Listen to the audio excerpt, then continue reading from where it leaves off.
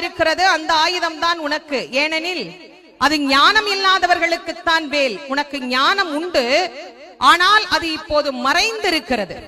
அந்த மறைந்ததை நான் குலிசாயுதத்தினால் நீக்கி காட்டுகிறேன் என்று சொல்லி சிங்கமுகனுக்கு குலிசாயுதத்தை விடுத்து அவனுடைய கண்மத்தை அழித்து காட்டினார் முருகப்பெருமான். நமக்கும் மனசுக்குள்ள எத்தனை எத்தனை ஆசை, சின்ன சின்ன ஆசையில ஆரம்பிச்சு கோடி கோடி கோடி கோடி ஆசைகள் வச்சிருக்கிறோம். அந்த ஆசைகளே நம்முடைய பிறவிக்கு காரணம்.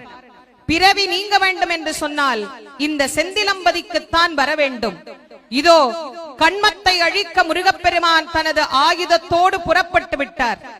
எப்படி சிங்கமுகனின் கண்மம் அழிந்ததோ, அந்த சிங்கமுகன் அழிந்து தேவிக்கு சிங்கவாகனமாக பெற்றானோ, அதுபோல் நம்மிடத்திலே இருக்கக்கூடிய அத்தனை விதமான கண்மமும் அழிய வேண்டும் என்று வேண்டிக் கொள்ள வேண்டும். வெற்றிவேல் முருகனுக்கு, வீரவேல் முருகனுக்கு, ஞானவேல் முருகனுக்கு, சக்திவேல் முருகனுக்கு, செந்தில் நாதனுக்கு, ஜெயந்திநாதனுக்கு, சுப்பிரமணிய சுவாமிக்கு, செந்தூர் முருகனுக்கு, தணிகை நாதனுக்கு, பாலசுப்பிரமணியனுக்கு, வள்ளி மலாலனுக்கு, கார்த்திகேயனுக்கு, தண்டாயுதபாணிக்கு,